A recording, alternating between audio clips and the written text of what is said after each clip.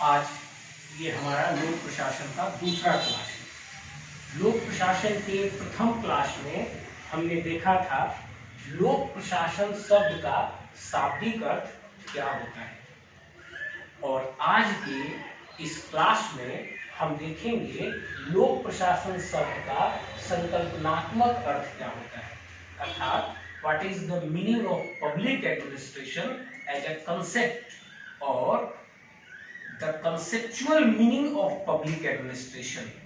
आज हम लोक प्रशासन के कंसेप्चुअल मीनिंग अर्थात संकल्पनात्मक अर्थ का अध्ययन करेंगे। इस क्लास को शुरू करने से पहले मैं सिविल सेवा के विद्यार्थियों के लिए, आकांक्षियों अभ्यर्थियों के लिए कुछ कहना चाहता हूँ। सबसे बड़ी बात है, आप किस जगह से हैं, क्या नाम है, किस समाज से हैं, ये बहुत कोई मायने नहीं रखता। आपको किसी चीज के पाने के लिए लगन कितनी है ये बहुत मायने रखता है। मैं स्वयं एक ग्रामीण पृष्ठभूमि का छात्र हूँ और 6वीं क्लास में हमने अंग्रेजी पढ़ना सीखा था, लेकिन बाद में हमने अपने सिविल सेवा का माध्यम अंग्रेजी ही चुना और उसी विषय से मैं प्रशासनिक सेवा के लिए चयनित हुआ। इसलिए आप कभी भी ये बात अपने मन में न लाएं कि आप ग्रामीण पृष्ठभूमि के हैं या हिंदी माध्यम के हैं या आप ऐसे जगह पे हैं जहाँ पे मटेरियल और जानकारी नहीं पहुँच पाती है। ये कोई चीज़ मायने नहीं रखता आपकी लगन के आगे। यदि आप में पाने की चाहत है, आप में लगन है, तो निश्चित रूप से आप सफल होंगे। दूसरी चीज, मेरा यह क्लास लोक प्रशासन के लिए सिलसिलेवार प्रत्येक 2 से 3 दिन में अगला क्लास अपलोड होगा और वह सिलसिलेवार एक तरफ से टॉपिक के अनुसार होगा और प्रत्येक टॉपिक में पूर्णता से पढ़ाऊंगा। चलिए आइए अब हम आज लोक प्रशासन के इस क्लास पर आते हैं। आज हमारा अध्ययन का टॉपिक है लोक प्रशासन का संकल्पनात्मक अर्थ या लोक प्रशासन का कंसेप्चुअल मीनिंग। सबसे पहले आप ये सोचिए कंसेप्चुअल मीनिंग क्या है। कंसेप्चुअल मीनिंग कहने से क्या तात्पर्य है? कंसेप्चुअल मीनिंग कहने का क्या तात्पर्य है? किसी भी शब्द के संकल्पनात्मक अर्थ या कंसेप्चुअल मीनिंग का मतलब होता है उस शब्द को विद्वानों ने किस तरीके से परिभाषित किया है, उस शब्द को उस विषय के विद्वानों ने किस तरह से परिभाषित किया है। उन विद्वानों की परिभाषाओं का जब आप विश्लेषण करेंगे तब आपको उस शब्द का संकल्पनात्मक अर्थात कंसेप्चुअल अर्थ प्राप्त होगा। अब हमें क्या समझना है? हमें समझना है लोक प्रशासन का संकल्पनात्मक अर्थ। तो लोक प्रशासन का संकल्पनात्मक अर्थ समझने के लिए यह आवश्यक है कि आप पहले प्रशासन शब्द का संकल्पनात्मक अर्थ को समझिए। अब प्रशासन शब्द का संकल्पनात्मक अर्थ को कैसे समझेंगे? तो प्रशासन शब्द का कुछ विद्वानों के द्वारा जो परिभाषा दी गई है उस परिभाषा का पहले आप अध्ययन कीजिए। प्रशासन शब्द के कुछ प्रशासन शब्द का कुछ विद्वानों के द्वारा दी गई परिभाषा का हम अध्ययन एक एक करके करेंगे। उसमें हम मुख्य रूप से 5 विद्वानों के द्वारा दी गई परिभाषा को लिए हैं। पहला है E.N. ग्लैडन, दूसरा है फेलिक्स निग्रो, तीसरा है हर्बर्ट साइमन, चौथा है जॉन विग और 5वां है जॉर्ज बर्कले। अब फिर मैं यहाँ रुकता हूँ। आपको यह नाम सुनकर बड़ा आश्चर्य लगा होगा या एक अनईजी फीलिंग आई होगी कि इन नामों को हम कैसे याद करेंगे। लेकिन लोक प्रशासन के अधिकतर सिद्धांतों का विकास, एक्चुअली मैं कहूँ लोक प्रशासन के संबंध में अधिकतर रिसर्च, अधिकतर शोध पाश्चात्य देशों में ही हुई और पाश्चात्य देशों के नाम इसी तरह से हैं। तो लोक प्रशासन के अधिकतर विद्वान पाश्चात्य देशों के हैं और उनके नाम इस तरह से हैं। तो इस नाम को आपको याद करना ही पड़ेगा। शुरू में आपको थोड़ा ये अनईजी लगेगा, लेकिन बाद में जब आप धीरे धीरे इसे देखते जाएंगे, रटने की जरूरत नहीं है, रटने की बिल्कुल जरूरत नहीं है। आपको केवल बार बार इसे देखना है, देखते देखते कुछ दिनों में आपको ये याद आ जाएगा। आप कल्पना कीजिए 20 साल बाद आप अपने गांव में लौटे हैं, आपके गांव की क्या गलियां आपको भूल जाएंगी, कहाँ किसका घर था, किस गली में किसका किसका घर था, कहाँ कौन सा मोड़ था, क्या वो आपको भूल जाएगी? नहीं, क्योंकि अपने बचपन के दिनों में आपने कई बार उसे देखा है और वो हमेशा आपके ब्रेन में इम्प्रिंट हो गया है, इनग्रेव्ड हो गया है, वो हमेशा याद रहेगा। वैसे ही इन चीजों को रट के नहीं याद किया जा सकता, आप सिर्फ इसे देखें और इन नामों से नाम करें। अब आप आइए, हाँ एक बात और यहाँ करना चाहता हूँ, सिविल सेवा के चयन के लिए लोग अलग अलग विषय लेते हैं।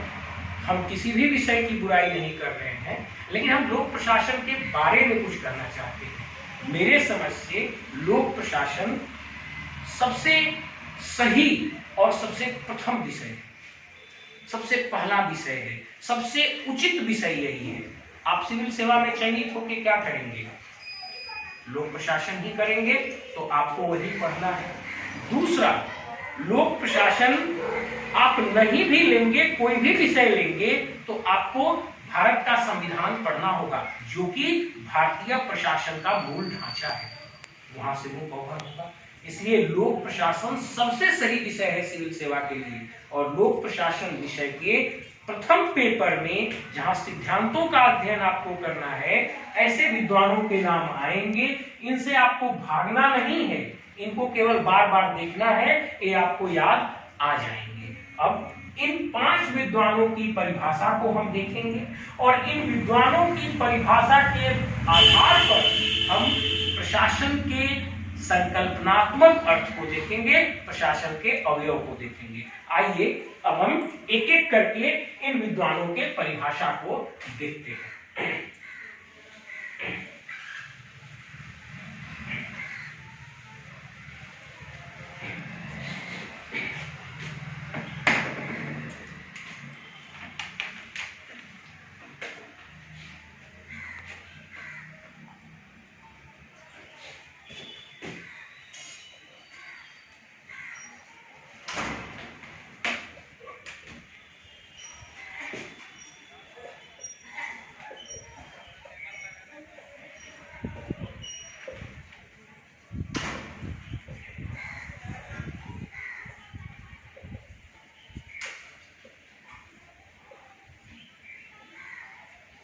इयन ग्लेडन कहते हैं, administration is a determined action taken in pursuit of conscious purpose. इसका अर्थ होता है एक डिटरमाइंड, एक निर्धारित कार्य है, कॉन्शियस पर्पस मतलब पहले से निर्धारित उद्देश्य के लिए। लोक प्रशासन क्या है? तो एक डिटरमाइंड एक्शन है, मतलब निर्धारित गतिविधि है, एक प्लान्ड एक्शन है, एक प्लान्ड एक्टिविटी है कॉन्शियस पर्पस के लिए। ये कहते हैं इयन ग्लेडन। अब हम यहाँ इनका नाम छोटे शब्दों में लिख लेता हूं ताकि आपको आगे याद रहेगा।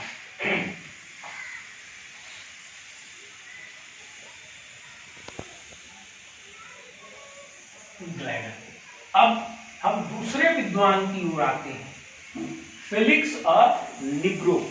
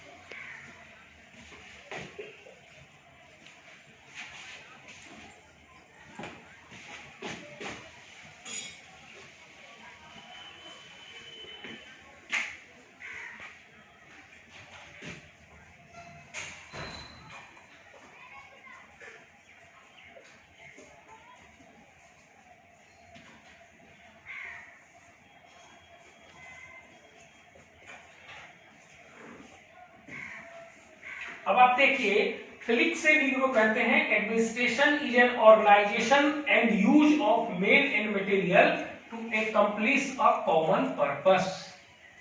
मतलब संगठन बनाना है और उसका उपयोग करना है। मैन और मटेरियल को लेकर संगठन बनाना है और किसके लिए? एक पहले से निर्धारित उद्देश्य की प्राप्ति के लिए। मतलब एक निश्चित उद्देश्य की प्राप्ति के लिए मैन और मटेरियल का संगठन बना के उपयोग करना है। अब इसमें दो चीजें हैं कि नहीं? मैन और मटेरियल का संगठन मतलब लोगों का समूह हुआ कि नहीं हुआ, और एक्कम्प्लिश अ पर्पस मतलब उद्देश्य की प्राप्ति मतलब निश्चित उद्देश्य हुआ कि नहीं हुआ। मैं इस परिभाषा को फिर से दोहराता हूं। Administration is organisation and use of men and material. Organisation and use of men and material मतलब मैन और मटेरियल का एक संगठन होगा। किस चीज के लिए? एक उद्देश्य की प्राप्ति के लिए। अब देखिए, यहां पे दो चीजें आपको दिखाई देती हैं इस परिभाषा में। मेन एंड मटेरियल का ऑर्गेनाइजेशन होगा, एक संगठन होगा, मतलब लोगों का एक समूह हुआ, या आप संगठन ही मानिए, संगठन हुआ। और मैं और थोड़ा सामान्य शब्दों में कहूं तो लोगों का समूह हुआ। जब ऑर्गेनाइजेशन, जैसे ही मेन और मटेरियल का ऑर्गेनाइजेशन होगा मतलब लोगों का एक समूह होगा। अब आप यहां से समझिए, organisation and use of men and material का मतलब है लोगों और मटेरियल मिलाकर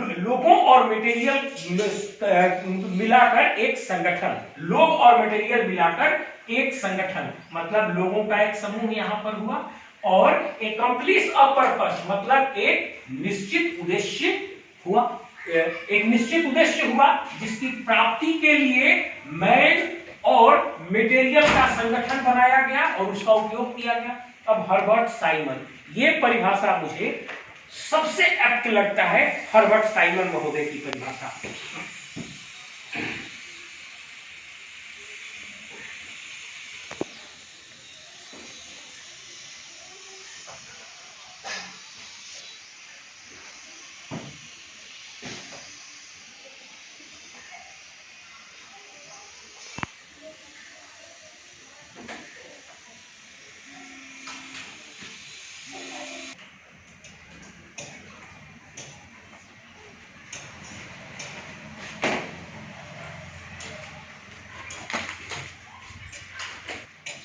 अब आप देखिए हर्बर्ट साइमन महोदय का परिभाषा। हर्बर्ट साइमन महोदय कहते हैं, in its broadest sense administration can be defined as the activities of groups. Activities of groups मतलब लोगों के समूह की एक एक्टिविटी है। कैसे? कोऑपरेटिंग टू एक्कम्प्लिश, जो एक दूसरे को सहयोग प्रदान कर रहे हैं प्राप्त करने के लिए क्या? A common goal. एक कॉमन गोल जो उन लोगों का है उसको प्राप्त करने के लिए वे एक दूसरे को कोऑपरेट करते हैं। अब आप ध्यान से देखिए, एक्टिविटीज ऑफ अ ग्रुप मतलब एक ग्रुप हुआ, मतलब लोगों का एक समूह हुआ, मतलब संगठन हुआ। अब दूसरा वे कहते हैं कोऑपरेटिंग टू एक्कम्प्लिश मतलब वे सहयोगात्मक गतिविधि करते हैं, एक दूसरे को कोऑपरेट करते हैं कुछ प्राप्त करने के लिए, मतलब सहयोगात्मक सामूहिक प्रयास यहां से हुआ। अब आप देखिए क्या प्राप्त करने के लिए भाई? अ कॉमन गोल मतलब एक निश्चित उद्देश्य को प्राप्त करने के लिए वे आपस में कोऑपरेट करते हैं। मैंने पहले ही कहा था कि मुझे सबसे सही परिभाषा ये लगती है। सभी विद्वानों ने अपने अपने तरीके से प्रशासन को परिभाषित किया है, मुझे सबसे सही ये लगता है। अब आप इसे फिर देखिए, in its broadest sense administration can be defined as मतलब एक बृहद अर्थ में प्रशासन को इस प्रकार परिभाषित किया जा सकता है। कैसे? एक्टिविटीज ऑफ ग्रुप मतलब लोगों के समूह की गतिविधियां, मतलब लोगों का समूह हुआ। एक्टिविटीज ऑफ ग्रुप, ग्रुप मतलब लोगों का समूह हुआ। कोऑपरेटिंग टू अकम्प्लिश मतलब वे एक दूसरे को सहयोग कर रहे हैं कुछ प्राप्त करने के लिए, मतलब यहां से सहयोगात्मक सामूहिक प्रयास हुआ। अब किस चीज की प्राप्ति के लिए भाई? अ कॉमन गोल, पहले से एक निर्धारित गोल के लिए, एक निर्धारित उन लोगों का लक्ष्य है, निर्धारित गोल है, उद्देश्य है उसकी प्राप्ति के लिए। अब चलिए दो और परिभाषा इसको देख लेते हैं। अगला परिभाषा है जॉन विग महोदय का। जॉन विग महोदय के द्वारा भी एकदम वही परिभाषा दिया गया है जो ग्लैडन साहब के द्वारा दिया गया है। मतलब आप जॉन विग साहब को यहीं पे रख सकते हैं और उनके द्वारा भी यही परिभाषा दिया गया है। Administration is a determined action, मतलब एक प्लान्ड गतिविधि है। किस चीज के लिए? कॉन्शियस पर्पस के लिए, मतलब पूर्व निर्धारित, पूर्व पहले से चेतनापूर्ण तरीके से निर्धारित उद्देश्य की प्राप्ति के लिए। Determined action for conscious purpose, Ian Gladden. अब अगले एक और विद्वान रह जाते हैं, जॉर्ज ई बर्कले।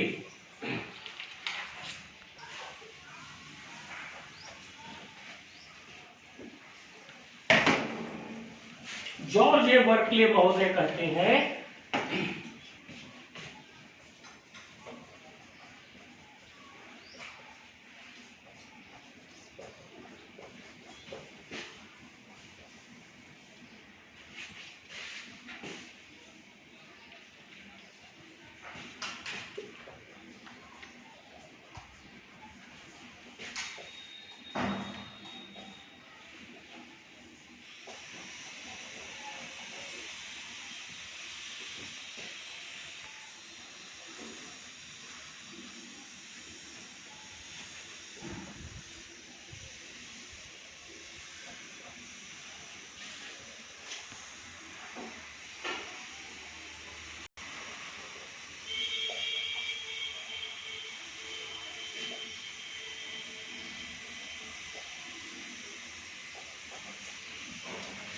ये जॉर्ज ए बर्कले महोदय की परिभाषा है जो यहाँ पे है। जॉर्ज ए बर्कले महोदय की ये परिभाषा है। क्या कहते हैं जॉर्ज ए बर्कले महोदय? एडमिनिस्ट्रेशन इज अ प्रोसेस, मतलब एडमिनिस्ट्रेशन एक गतिविधि है, एक प्रक्रिया है, एक कार्य है। Administration is a process involving human beings, human beings मतलब लोगों का समूह को, लोगों का समूह ज्वाइंटली इंगेज्ड इन वर्किंग, एक साथ इंगेज्ड है कार्य करने में। किस चीज के लिए भाई? एक कॉमन गोल के लिए। मतलब प्रशासन एक ऐसी प्रक्रिया है जिसमें लोगों का समूह सामूहिक रूप से इंगेज्ड है एक कॉमन गोल की प्राप्ति के लिए। मैं इसे एक बार फिर दोहराता हूं, प्रशासन एक ऐसी प्रक्रिया है जिसमें लोगों का समूह सामूहिक रूप से इंगेज्ड है एक कॉमन गोल के लिए। अब देखिए तो यहां पर लोगों का समूह है कि नहीं? ज्वाइंटली इंगेज्ड मतलब सामूहिक प्रयास है कि नहीं? और कॉमन गोल मतलब एक निश्चित उद्देश्य हुआ कि नहीं हुआ? अब इन पांचों परिभाषाओं का आप विश्लेषण कीजिए। इन पांचों परिभाषाओं का विश्लेषण करने पर आपको स्पष्ट होगा कि प्रशासन के तीन मुख्य इंग्रेडिएंट्स हैं, मुख्य अवयव हैं, और वे तीन अवयव इस प्रकार हैं। पहला है निश्चित उद्देश्य, दूसरा है लोगों का समूह और तीसरा है सहयोगात्मक सामूहिक प्रयास। अब इन तीनों को मिलाकर आप परिभाषित कीजिए प्रशासन को। किसी निश्चित उद्देश्य की प्राप्ति के लिए लोगों के समूह के द्वारा किया जाने वाला सहयोगात्मक सामूहिक प्रयास प्रशासन कहलाता है। चलिए मैं इस इस विश्लेषण के निचोड़ को पहले बोर्ड पर लिख लेता हूं, फिर हम इसमें आगे बढ़ेंगे। उद्देश्य, दूसरा है लोगों का समूह, और तीसरा है सहयोगात्मक सामूहिक प्रयास। ये 3 मुख्य इंग्रेडिएंट हैं प्रशासन के। अब इन तीनों मुख्य इंग्रेडिएंट को मिलाकर प्रशासन की परिभाषा को आप लिखिए।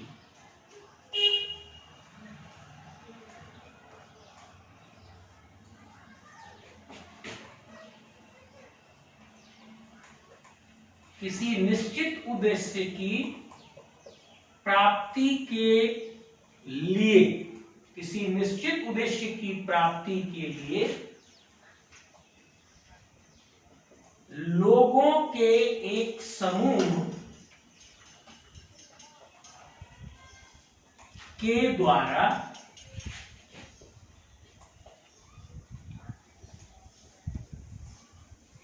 किया जाने वाला सहयोगात्मक सामूहिक प्रयास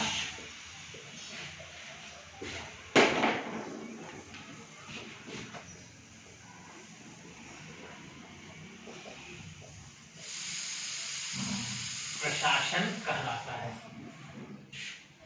हमने 5 विद्वानों के परिभाषा का विश्लेषण किया। विश्लेषण में पाया कि प्रशासन शब्द के 3 मुख्य इंग्रेडिएंट हैं। पहला है निश्चित उद्देश्य, दूसरा है लोगों का समूह, और तीसरा है सहयोगात्मक सामूहिक प्रयास। अब इन तीनों इंग्रेडिएंट्स को जब हम आपस में मिला देंगे तब हमारा प्रशासन का संकल्पनात्मक अर्थ होगा किसी निश्चित उद्देश्य की प्राप्ति के लिए लोगों के एक समूह के द्वारा किया जाने वाला सहयोगात्मक सामूहिक प्रयास प्रशासन कहलाता है। और यही हमारा प्रशासन का संकल्पनात्मक अर्थात कंसेप्चुअल अर्थ या संकल्पनात्मक परिभाषा कहिए या संकल्पनात्मक कंसेप्चुअल डेफिनिशंस कहिए, ये हमारा यही होगा। अब यहां पर हमने इंग्रेडिएंट्स शब्द का प्रयोग किया, इसे मैं एक बार समझा लेता हूं। इंग्रेडिएंट्स का क्या मतलब है? आपने अपने ग्रामीण पृष्ठभूमि में कभी रस्सी बांटते हुए देखा है लोगों को? वृद्ध लोग बैठकर घरों में रस्सी बांटते रहते हैं, उसमें कई पतले पतले धागे होते हैं, उन्हें मिलाकर आपस में बांटा जाता है। मतलब प्रशासन एक ऐसी रस्सी है जिसके अंदर 3 धागे आपस में लिपटे हुए हैं। जब ये 3 धागे आपस में लिपटेंगे तब जाकर वह प्रशासन परिभाषित होगा। मैं जस्ट एक उदाहरण लेता हूं। मेरे पास 3 स्केच पेन्स हैं। इसे आप मान लीजिए कि ये 3 स्केच पेन्स 3 धागे हैं और ये आपस में जब लिपट जाएंगे तब एक रस्सी बनेगा। एक एक ये अलग अलग थ्रेड्स हैं या अलग अलग ये धागे हैं, और जब ये आपस में लिपटेंगे तब एक डोरी या रस्सी बनेगी।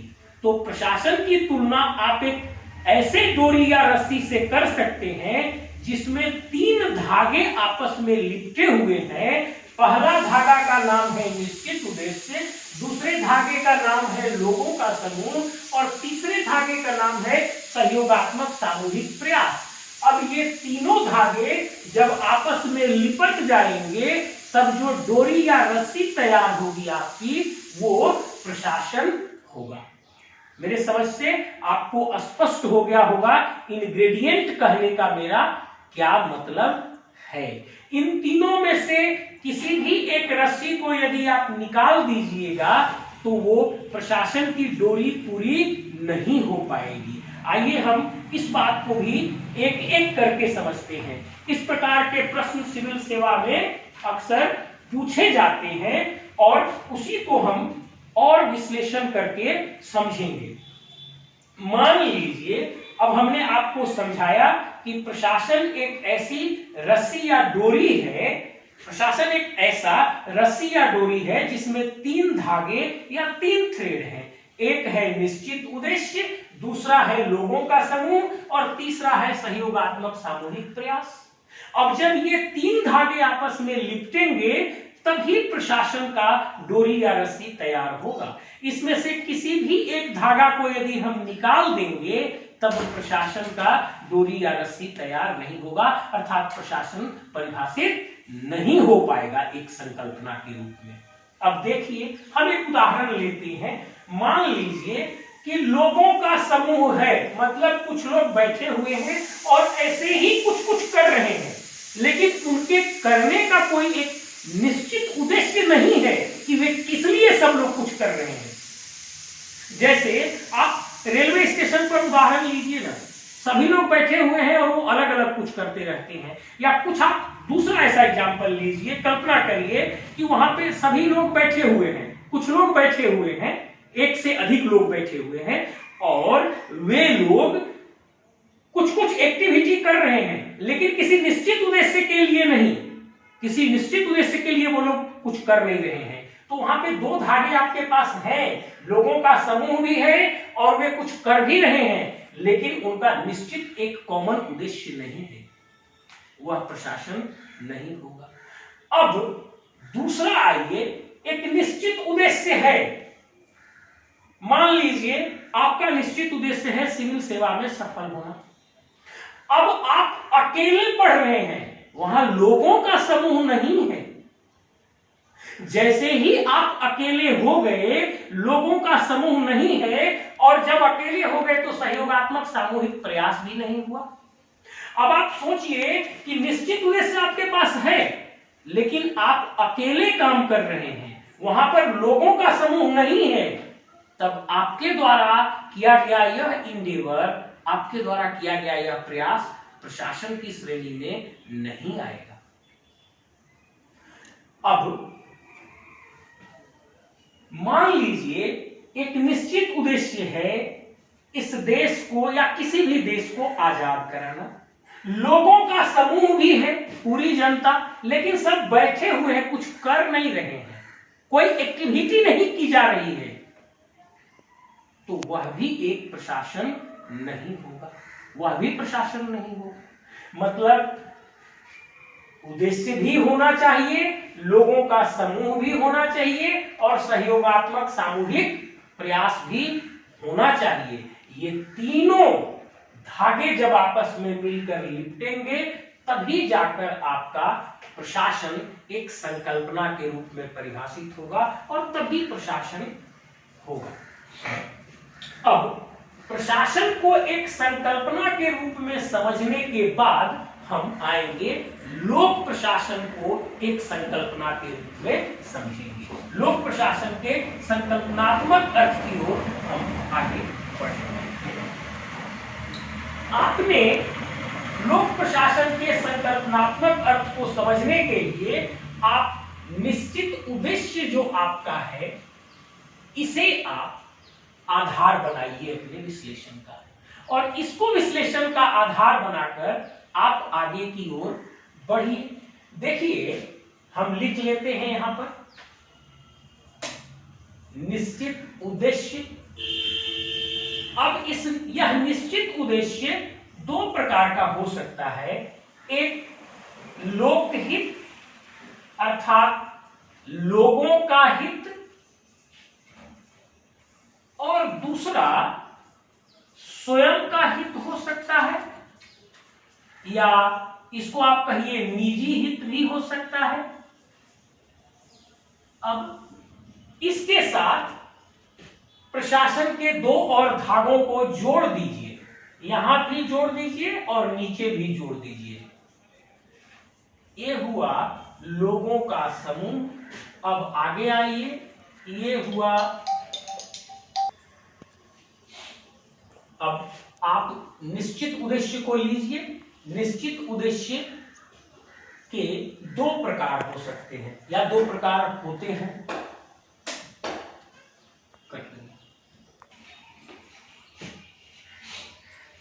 अब आप निश्चित निश्चित उद्देश्य को ले लीजिए। निश्चित उद्देश्य का दो प्रकार होगा। पहला, निश्चित उद्देश्य लोकहित या लोगों का हित होगा और दूसरा स्वयं का हित या निजी हित होगा। अब निश्चित उद्देश्य के इन दोनों प्रकारों के साथ आप प्रशासन के दो और धागों को जोड़ दीजिए। निश्चित उद्देश्य, लोकहित या लोगों का हित जोड़ दीजिए, लोगों का समूह और सहयोगात्मक सामूहिक प्रयास। अब यहां पर भी जोड़ दीजिए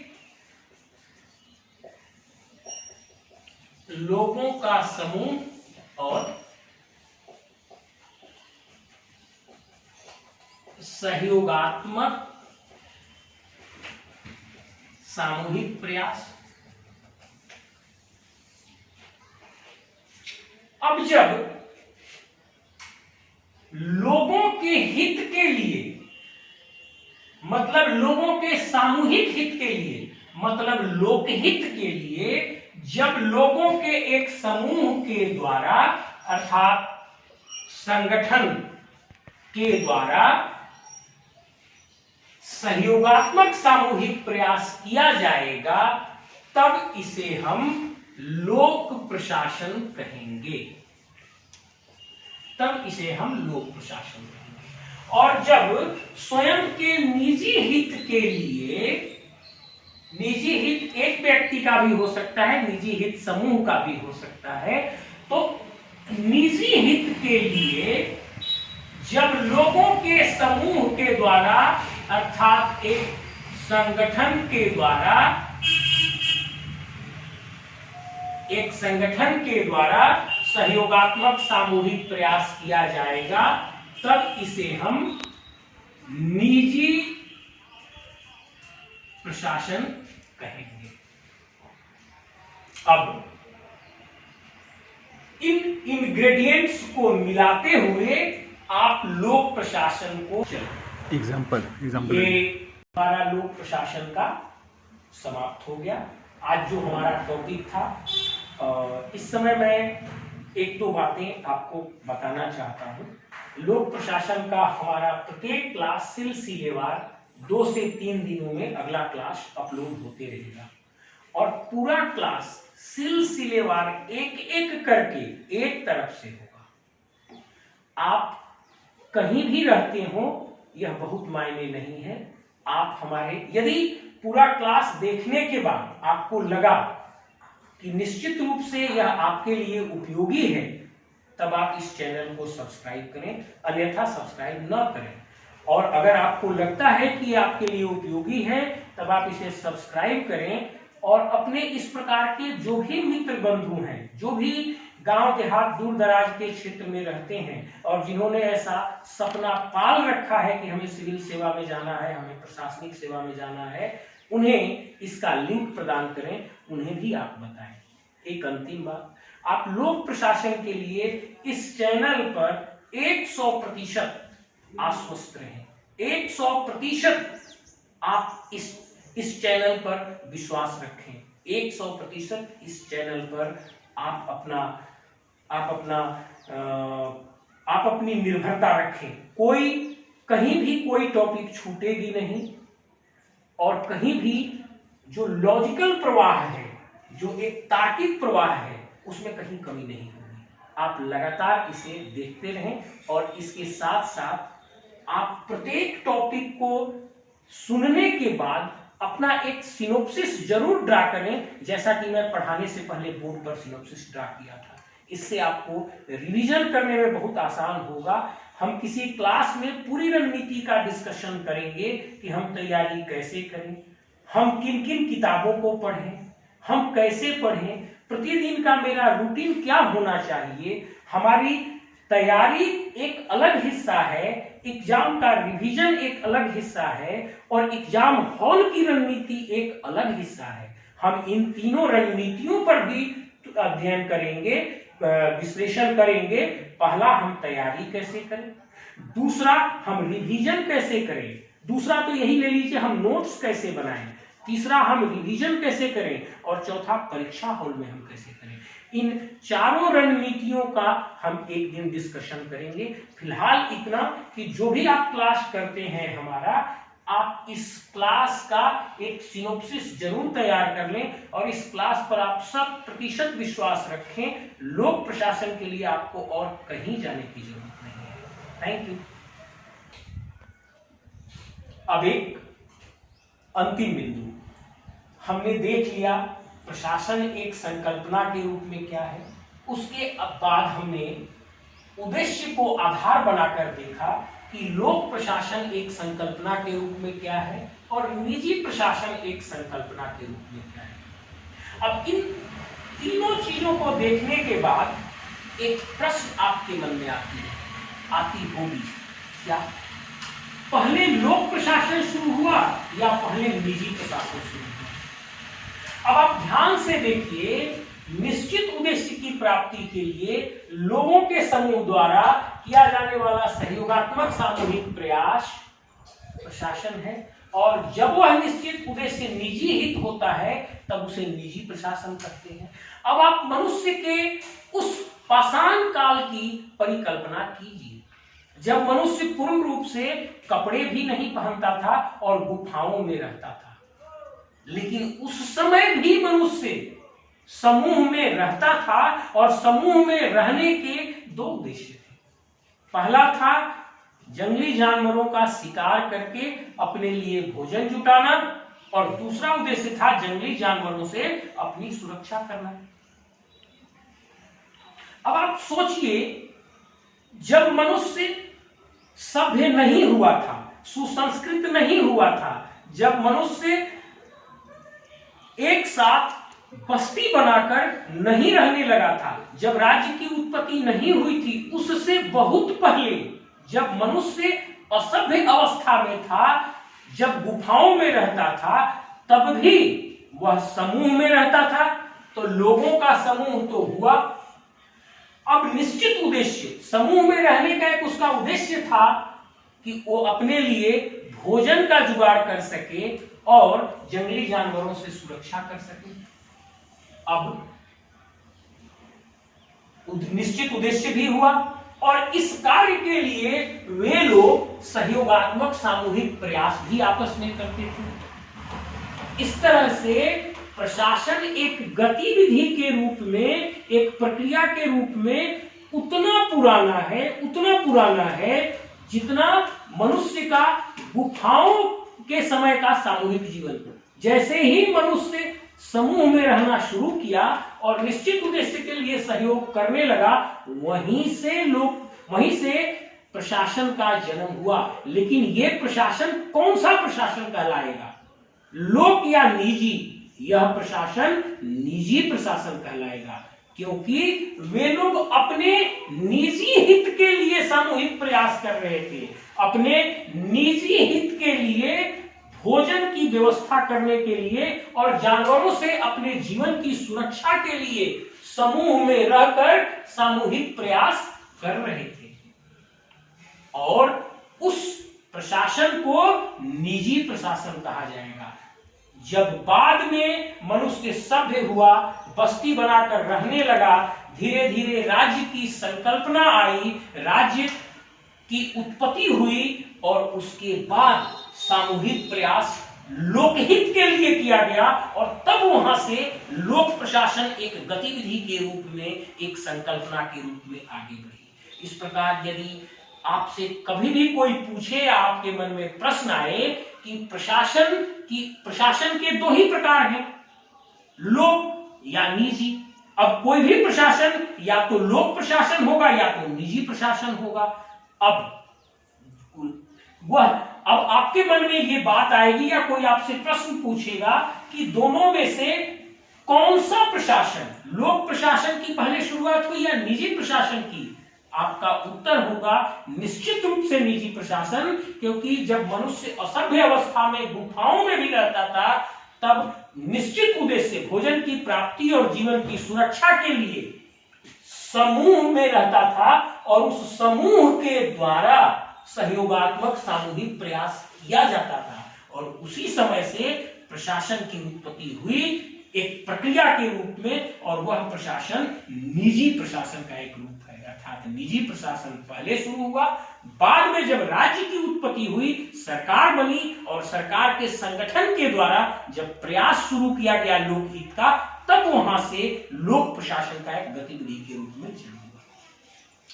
ये निश्चित रूप से सही है कि जिस समय वे लोग निजी हित के लिए सहयोगात्मक सामूहिक प्रयास कर रहे थे, उस समय किसी ने प्रशासन को परिभाषित नहीं किया था। उस समय प्रशासन परिभाषित नहीं की गई थी, वे जानते भी नहीं थे मैं क्या कर रहा हूं, लेकिन वे जो कर रहे थे वह प्रशासन था, और प्रशासन का निजी रूप था। अब मैं अपने इस पोर्शन को कंक्लूड करता हूं। किसी निश्चित उद्देश्य की प्राप्ति के लिए लोगों के समूह के द्वारा किया जाने वाला सहयोगात्मक सामूहिक प्रशासन है। जब निश्चित उद्देश्य लोकहित हो तब प्रशासन लोक प्रशासन कहलाएगा। जब निश्चित उद्देश्य निजी हित हो तब वह निजी प्रशासन कहलाएगा। प्रशासन एक गतिविधि के रूप में मनुष्य के गुफा वाले जीवन से ही शुरू हुआ, और उस समय का वह प्रशासन निजी प्रशासन था। बाद में जब मनुष्य सभ्य हुआ, राज्य की उत्पत्ति हुई, राज्य के एक अंग के रूप में सरकार बनी, तब वहां से लोक प्रशासन की शुरुआत हुई। अब 2 से 3 दिनों में हम अपना अगला क्लास लोड करेंगे, जिसमें हम लोक प्रशासन की प्रकृति, लोक प्रशासन के क्षेत्र और लोक प्रशासन विषय की उत्पत्ति कैसे हुई और इसका धीरे धीरे विकास कैसे हुआ, इन बातों पर चर्चा करेंगे। अगर आपको यह क्लास उपयोगी लगे तो निश्चित रूप से सब्सक्राइब कर लें। Thank you.